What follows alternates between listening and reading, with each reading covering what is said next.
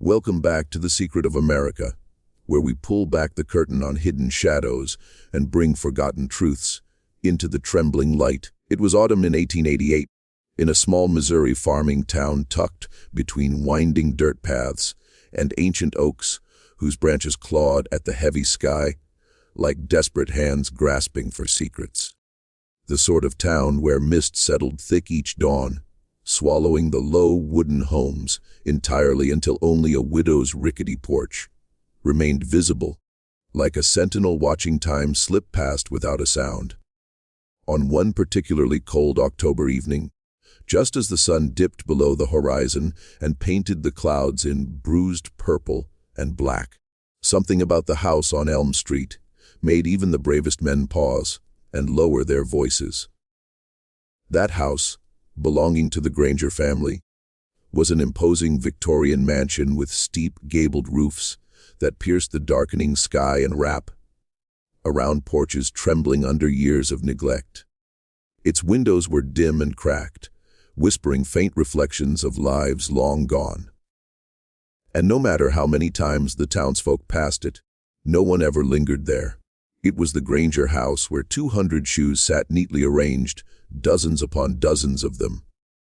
Boots, slippers, polished leather, worn sandals, all lined in long rows stretching down two dimly lit aisles of a room no map had ever bothered to mark. Yet the family who lived there had only 3 children, a question the town never dared to speak aloud. Everyone knew the name Granger. Samuel Granger, the patriarch, stood tall and broad, his big hands weathered from decades of tilling soil and managing his modest estate.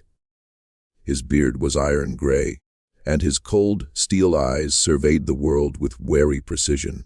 His wife Eliza was a frail woman of delicate beauty, with pale, translucent skin and dark hair prematurely streaked with silver that fell over her shoulders like mourning veils.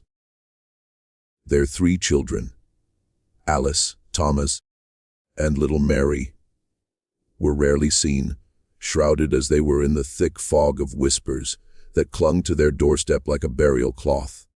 When I first came to Cedar Grove to document the untold stories of forgotten families, it was the mystery of those 200 shoes that caught my curiosity.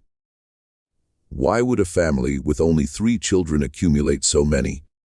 What happened when the shoes outnumbered the feet they were meant for?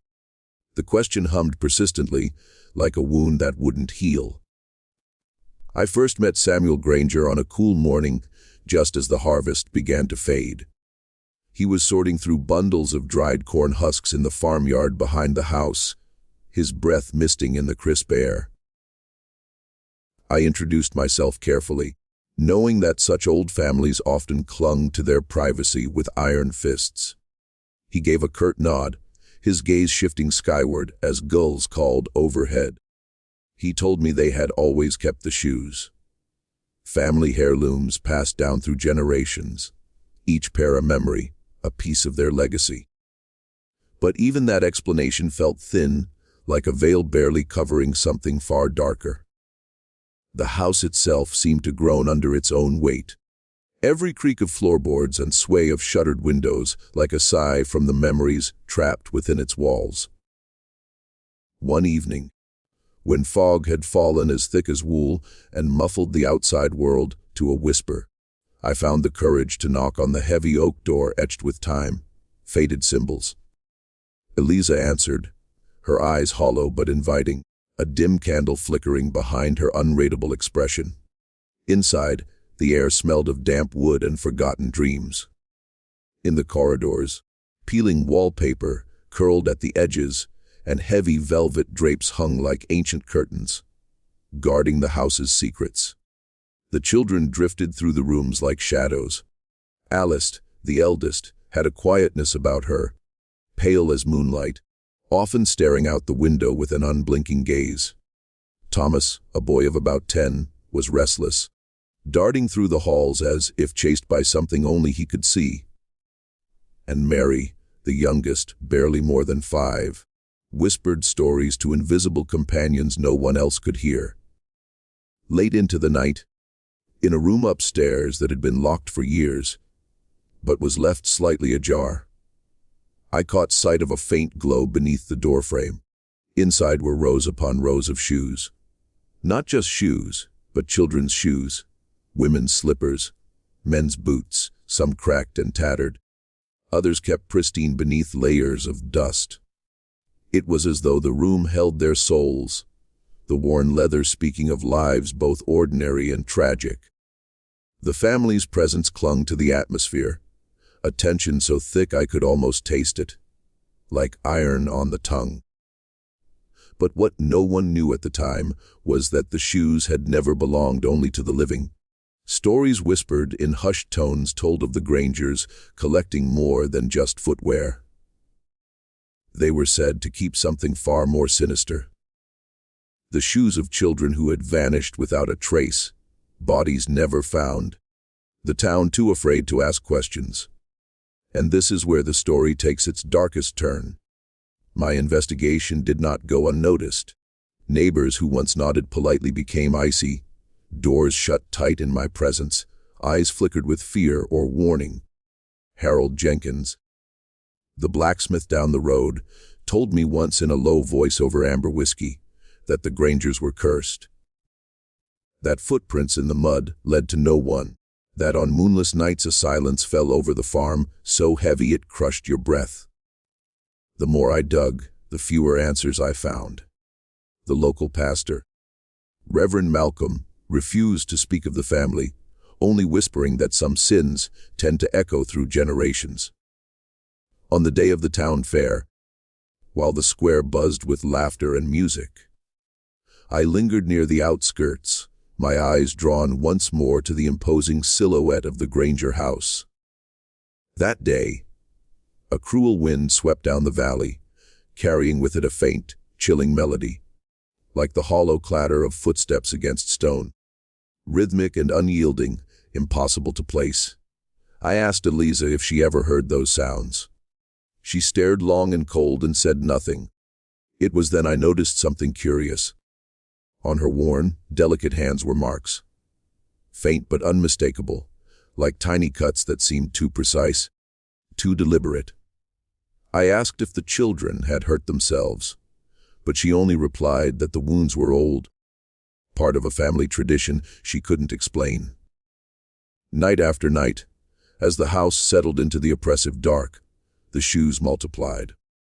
Boxes appeared under the stairs, hidden shelves in the muddy cellar filled with more, and always the quiet hum, the shuffle of something unseen just out of reach. One evening, as a storm raged outside, I was drawn back to that stubbornly locked room. The door creaked open wider than before, and the cold air brushed past me like a warning.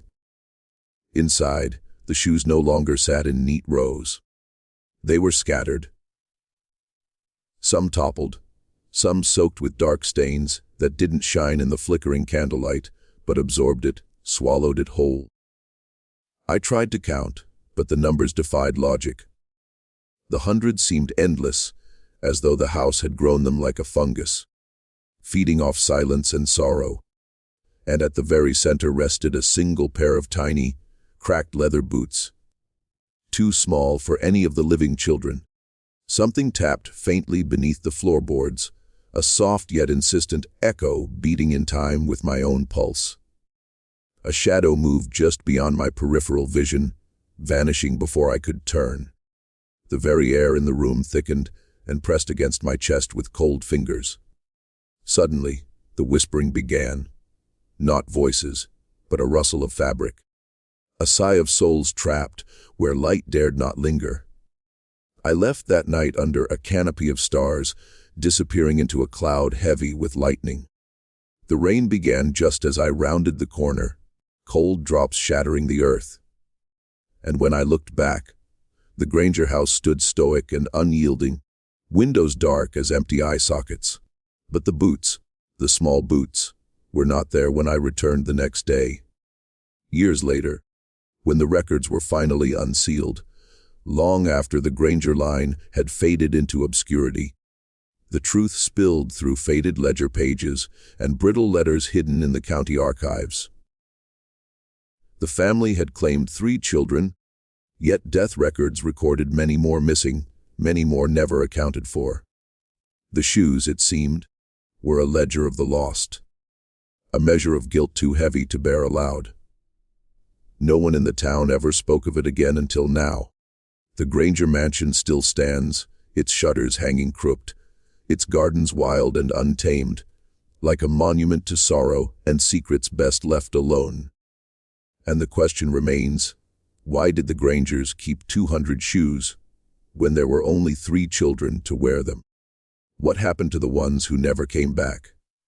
What do those silent shoes remember when the house whispers at twilight?